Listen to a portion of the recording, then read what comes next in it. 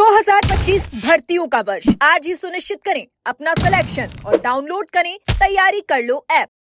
LDC भर्ती परीक्षा के अंतिम परिणाम को जारी करने की मांग को लेकर लगातार मांग उठती हुई नजर आ रही है।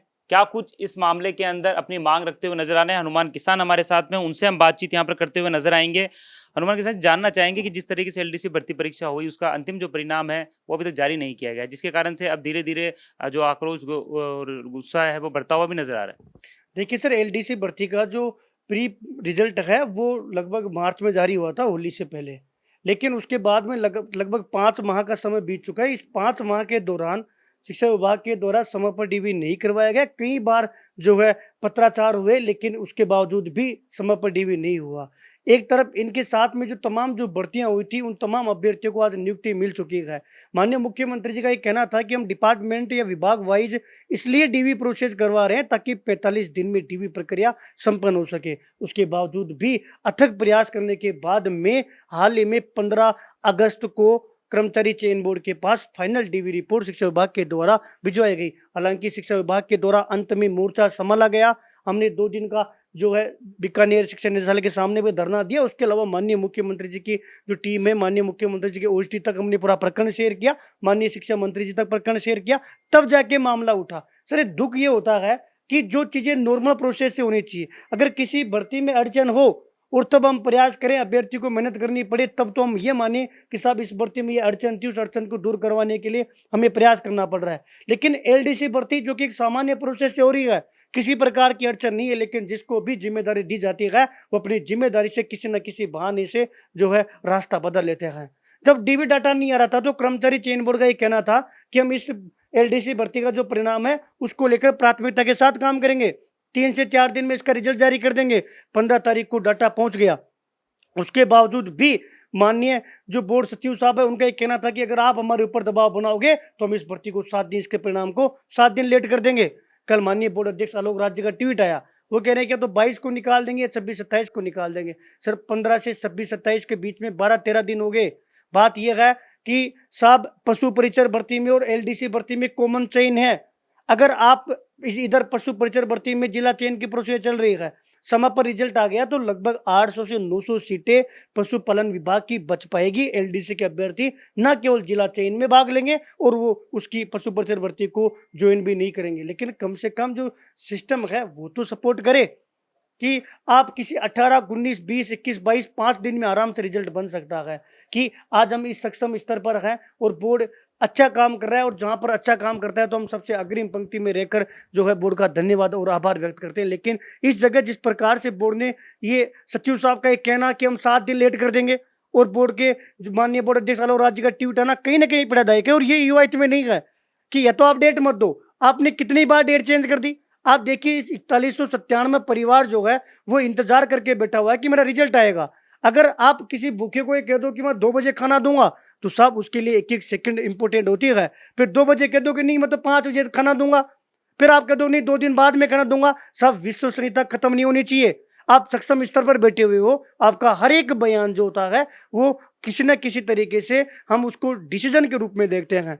आपको ये लग रहा है तो आप उस समय उसके नजदीक जाकर ट्वीट करो, ट्वीट से हमें जानकारी मिल रही है, हम उसके लिए आपका आभार व्यक्त कर रहे हैं। हम कह रहे हैं कि सब आप जानकारी शेयर करो, लेकिन आप 18 तारीख को कह रहे हो कि तो 22 को निकाल देंगे या फिर 26-27 को निकाल देंगे। सचिव साहब कह रहे हैं कि अगर हमारे ऊपर दबाव बनाओगे तो हम 7 दिन लेट कर देंगे। क्या ये तानाशाही जैसा रवैया नहीं है कि रिजल्ट की बात है कि वो अभ्यर्थी, वो माता पिता जो चाहेगा कि मेरा बेटे का चयन होगा, वो ये नहीं चाहेगा कि आप उसको तड़पाओ। हम इतने दिनों बाद में निकाल देंगे, ये इतने दिनों बाद में कम से कम 5 से 6 बार कर्मचारी चयन बोर्ड की डेट गलत निकल चुकी है। आप सब ऐसी डेट मत दो, क्योंकि मुझे पता है कि दिन में 100-200 कॉल इसलिए आ रहे हैं कि भैया 22 को आ जाएगा क्या, 26 को आ जाएगा क्या, अध्यक्ष साहब ऐसा क्यों बोल रहे हैं, क्योंकि भरोसा ही नहीं है। जब आप किसी सिस्टम में बैठे और आपने अगर भरोसा खो दिया तो फिर संबंधित भर्ती के लिए कहीं ना कहीं पीड़ादायक है। मैं माननीय बोर्ड अध्यक्ष आलोक राज जी से विनम्र अपील कर रहा हूँ कि आप उक्त परिणाम जो है एलडीसी भर्ती का परिणाम है वो 22 तारीख या 22 तारीख से पूर्व में जारी करो, ताकि पूरे अभ्यर्थी खुश हो सके। अगर आप 22 तारीख बाद में परिणाम जारी करोगे ना और ये उम्मीद रखो कि प्रदेश के युवा हमारे काम से खुश हो या फिर संबंधित एलडीसी भर्ती के अभ्यर्थी खुश हो, तो नहीं होगा सर, क्योंकि इससे ज्यादा लेट आप नहीं कर पाओगे। कि अब आप 26-27 को आप अगले महीने रिजल्ट को नहीं ले जा सकते, क्योंकि बहाने खत्म है। एक दिन सर्वर डाउन हो जाएगा, 2 दिन अलग बहाने बना लो। आपको आगामी पहल करनी चाहिए, युवा हित में ये कहना चाहिए कि हमने जैसा कहा था 3 से 4 दिन में रिजल्ट देंगे।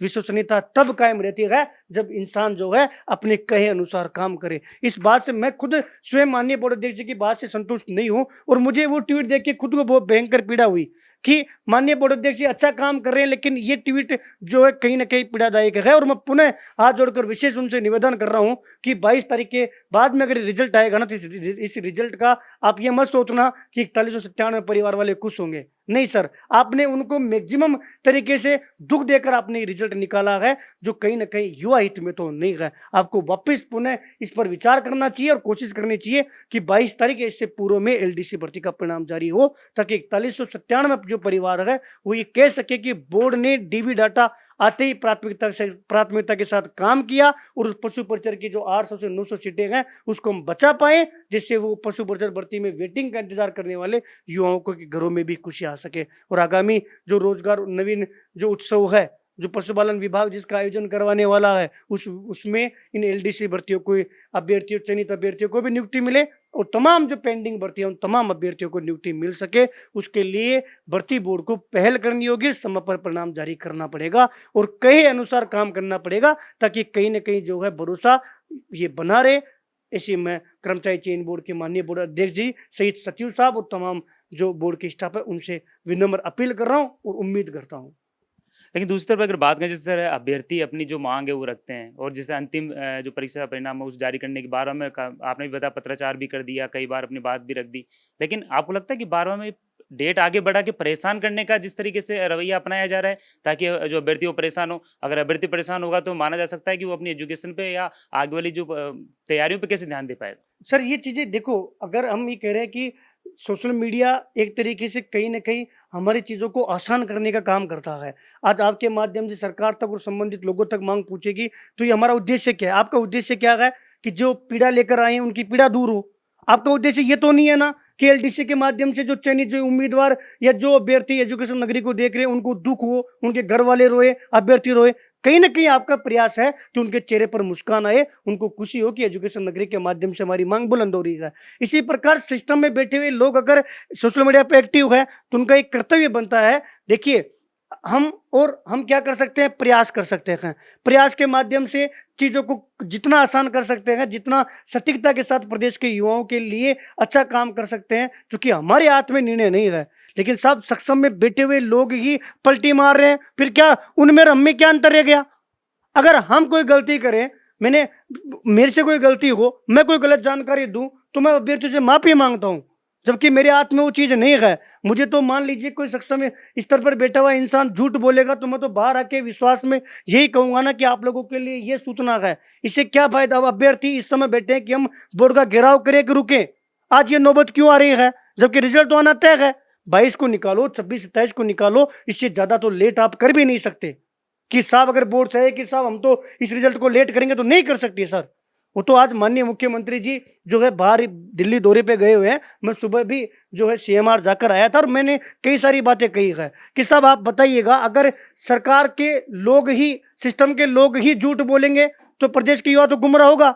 आज कितने लोग सिविल लाइंस में एलडीसी भर्ती के अभ्यर्थी मंत्री और नेताओं के दर पर जाके धक्के खा रहे थे। ये नौबत क्यों आई? क्योंकि आपने कहीं ना कहीं उनको गलत जानकारी दी।